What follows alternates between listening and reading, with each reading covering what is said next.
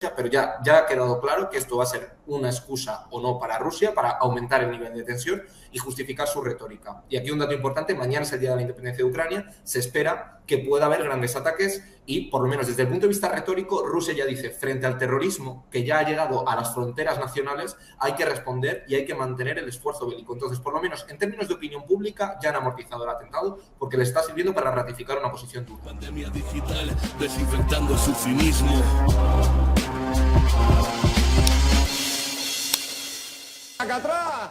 La hija de Alexander Dugin, que es uno de los intelectuales, ideólogos más cercanos a Putin, ¿no? Con esa visión euroasiática, un poco imperialista, ¿no? Más o menos de criticar la depravación de Occidente y de unos valores conservadores que se impongan. Bueno, tiene como su propia filosofía que yo creo que ha justificado de alguna manera o de otra algunas de las actuaciones de Putin, pero venga de donde venga, yo personalmente critico el asesinato más. Aquí hay tres posibilidades, ¿no? Y ahora sí que las barajamos por reconstruir un poco los hechos. Alexander y su hija viajaron juntos a un evento, a un acto. A la vuelta, Alexander decidió ir en otro vehículo y en ese viaje de vuelta hubo un atentado con bomba en el coche, asesinando a Dasa. Digamos que venga como venga y de donde venga, creo que siempre es recriminable cualquier tipo de asesinato. Este es el momento en el que Alexander llega al atentado, se echa la mano a la cabeza, el cuerpo de su hija está ahí al lado. Y la principal hipótesis, bueno, ahí se ve que a varios metros está el coche explotado y en la carretera está el cuerpo, está bifuminado el cuerpo de la hija, pero en todo caso, digamos aquí, lo que sí ha habido en la parte donde yo me quedé es acusaciones, primero, de una gran parte incluso creo si no me equivoco, de la República Independiente del Donetsk, alguno de sus líderes sí, ya acusó directamente a Ucrania de hacer un atentado terrorista. Me imagino que de diferentes fuentes rusas también acusan al gobierno de Ucrania de este atentado terrorista. Ucrania evidentemente lo desmiente rápidamente, dice que no tiene nada que ver, que son un país democrático, etcétera. Han salido diferentes explicaciones de qué puede haber detrás. Una, parece que la más, o que según el contexto, parece que es la que explicaría, es decir, que el atentado no iba a la hija, sino que iba al padre, porque era el coche donde estaba.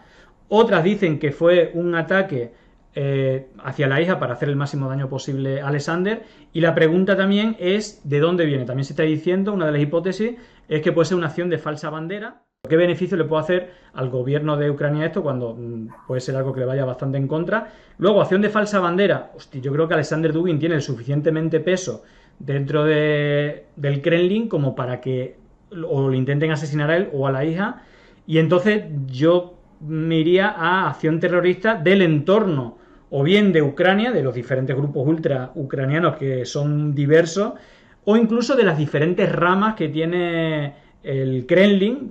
Hay como diferentes patas y familias de un enemigo interno dentro de Rusia que, sería más fácil de operar, de un atentado tanto a Alexander o al de la hija. Es decir, son como las diferentes hipótesis que se han lanzado. No sé si hay alguna otra hipótesis, pero ¿cuál es tu análisis? Primero, ¿cuál es la hipótesis que tú que tú crees que tiene más fuerza? Y luego, si te parece, vamos a las derivas que esto puede traer a nivel geopolítico.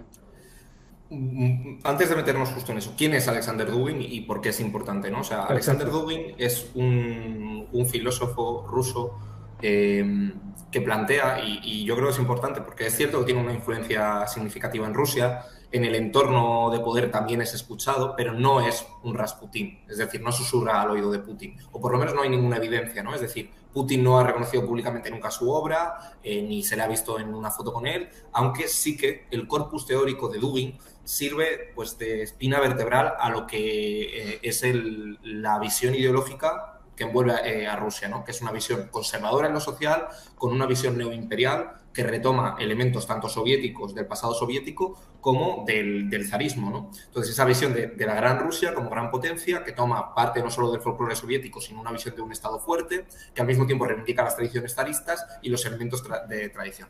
Vale, ¿y quién es Dugin? Bueno, pues Dugin es este filósofo. En los 90 funda él el Partido Nacional Bolchevique, para que veamos un poco por dónde va. Y escribe en el 2000... no me la quiero jugar. No sé si en el 2014, para que veamos que no es tan cercano a Putin, justo después de la anexión a Crimea, escribe un libro que es Putin contra Putin, Putin versus Putin. Y pues uno de formación profesional, que es politólogo, le tocó leer parte del este. Y ahí se ve cómo efectivamente tiene ciertos vínculos, pero que también es crítico.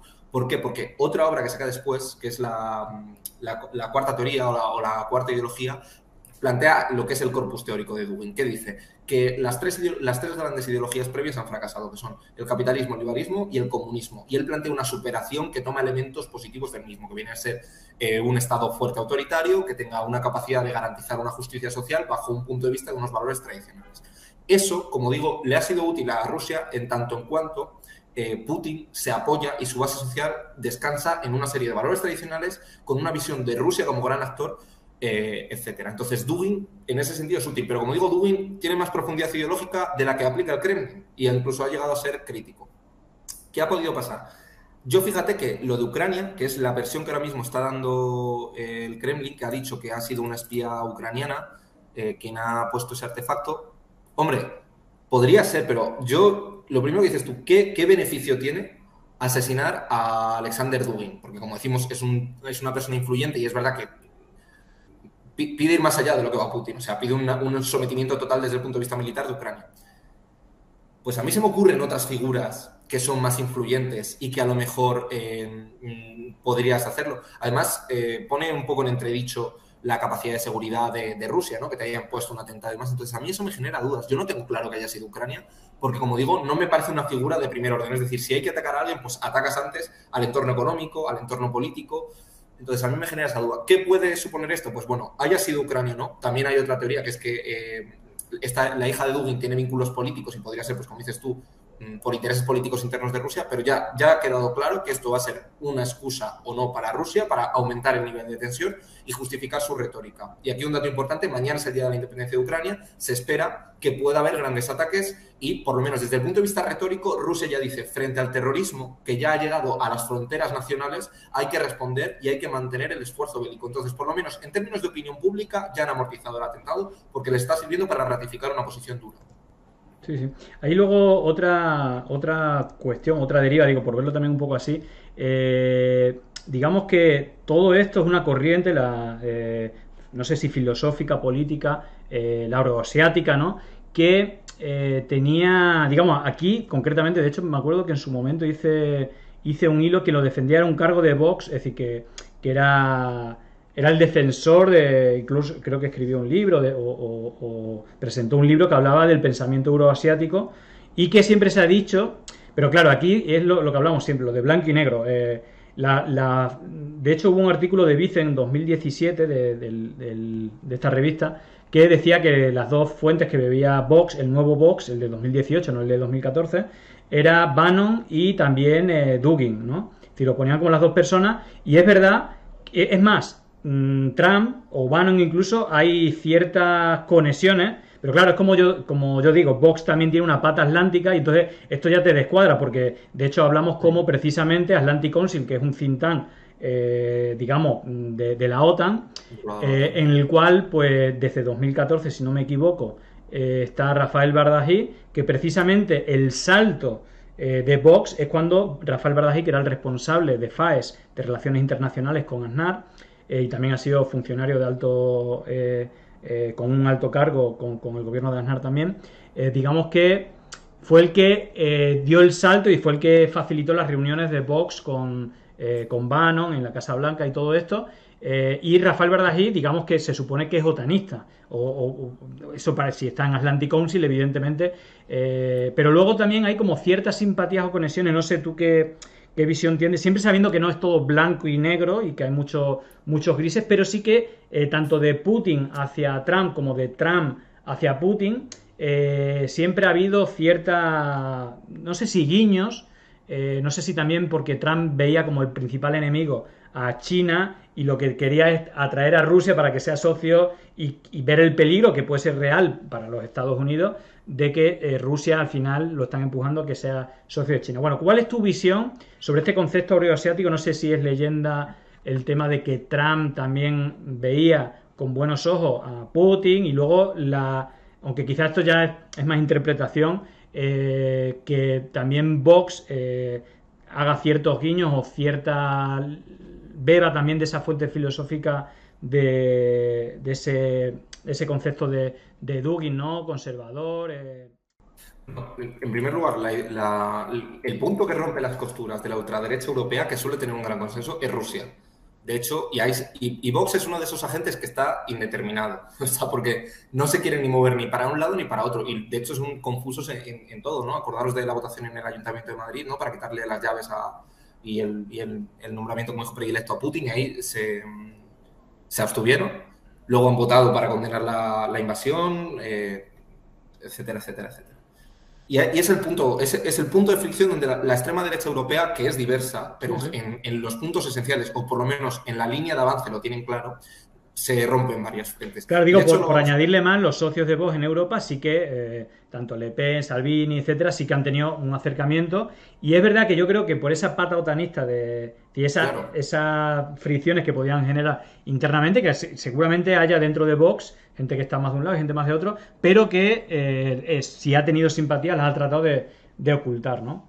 Y de hecho, en el foro de Madrid, o el encuentro de Madrid, no me acuerdo cómo se llamaba, donde se reunieron la última vez todos los grupos de extrema derecha, que vino aquí Orbán, no, o sea, claro, la gente se quedó en la foto. Yo leí el y te metes por ese mundo infecto que son los medios de comunicación de la extrema derecha en España, y respecto a las expectativas, con el documento final que salió, se vio que era muy descafeinado, iniciada la guerra de Ucrania, porque no tenían un consenso. Claro. Y Orbán, Le Pen y Salvini tienen una línea claramente cercana a Putin. Pero luego tú te vas a Duda, al primer ministro polaco, y ellos están abiertamente en contra. Ahí es el atlantismo una pata que juega. Y Vox, aunque nos puede parecer que tienen un discurso claramente definido, tienen una gran indefinición respecto a su articulación geopolítica. Porque quieren ser parte de la OTAN, pero no han dado un debate claro respecto a China y a Estados Unidos. Y ahí están a verlas venir un poco. Por responder muy rápido, el concepto de Eurasia como centro neurálgico ya estaba en la idea en los anales de la geopolítica. De hecho, se decía que quien controlase Eurasia controlaba el mundo, porque Eurasia es la gran extensión de masa de tierra de todo el mundo, que tiene los mayores recursos naturales, tanto hídricos como de riqueza de la tierra y más. Y eso ya estaba en las primeras escuelas geopolíticas, había los que contraponían la importancia de tener dominio terrestre y la importancia de tener dominio marítimo. Pues bien, el concepto de Eurasia ha estado ahí siempre. Lo que pasa, y por lo que Dugin suena bien en muchos entornos conservadores, lo que pasa es que, como digo, luego hay que leerlo un poco más, y cuando lo lees un poco más dices, cuidado, porque tiene una visión tradicionalista, casi anticientífica, o sea, casi de frenar el desarrollo científico porque es una perversión, que ahí ya, pues claro, te entra en contradicción muchas cosas. Pero ¿qué pasa? Que hay una noción de conservadurismo social y por ejemplo, busca acabar con los Estados-nación, busca la grandeza de los imperios, y claro, pues eso le suena muy bien a Vox o le puede sonar muy bien a otras grandes estas. Entonces te combina esa noción de tradición, de costumbre, de religión, que es un pilar fundamental, con una noción de grandes estados, ya digo, que superan la noción de estado y va por una idea de imperio, y entonces en ese punto común le gusta cómo suena a Vox. Pero como digo, Vox tiene un problema porque vive en una indefinición. Vox está indefinido, pese a que nos pueda parecer que lo tiene todo muy claro, en esos temas no, y nada de manera contradictoria. De hecho, tiene todo el sentido, ¿no? Esto que dice, y yo creo que es evidente, y de hecho, yo creo que por eso es el interés eterno de los Estados Unidos de intentar enfrentar a Rusia y Europa,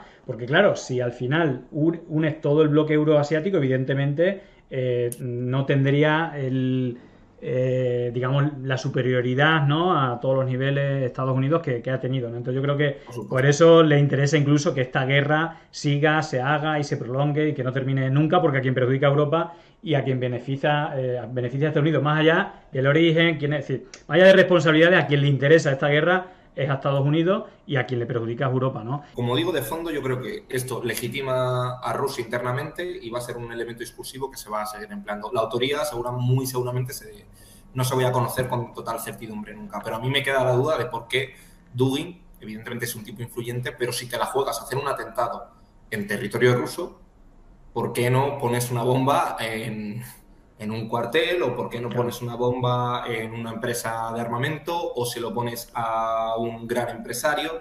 Es decir, Dugin tendrá seguridad, seguramente, claro que según vas escalando sea más, pero a mí por eso me despista un poco. Total, pero tú tienes tú apuestas a una hipótesis de las diferentes, si tuvieras que apostar. Evidentemente no tenemos la certeza, pero ¿cuál te...? Yo, si tuviese que apostar, te diría que no ha sido Ucrania. No sé quién habría sido, pero no sé si ha sido el Kremlin como falsa bandera, tampoco lo creo. Veo más fácil que haya sido una...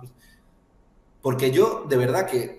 Pero dentro de Rusia hay dos opciones. Una, esto le puede servir a Rusia, digo, y un poco la navaja de Oca, le puede servir a Rusia en esa confrontación, incluso en argumentos emocionales. Yo sí creo que hay un desgaste de la narrativa a la interna de Rusia, porque es decir, se puede engañar a toda la población un rato, pero no todo el tiempo, y económicamente me imagino que tampoco le interesa a la larga a Rusia. Pero bueno, más allá de eso, creo que le ayuda a la narrativa, sobre todo emocional, ¿no? De el enemigo externo y tal, le puede servir. Pero yo, es decir, una sería esa y otra sería la de la familia de interés, es decir, lo de la falsa bandera, porque le puede interesar dentro de quien lleve la estrategia militar, es como necesitamos esto, y la otra es que dentro de esas guerras internas que la hay, es como, bueno, esta corriente, para que decir que puede suceder o puede ser una corriente importante, eliminarla. Es decir, las dos me parecen también cogidas entre pinzas, son ¿no? muy delicadas, cualquiera dice nada, ¿no? Yo evidentemente, como digo, no lo tengo claro, me parece que sería un error táctico por parte de Ucrania que te arriesgas a hacer un atentado y lo haces con un perfil que no tiene una incidencia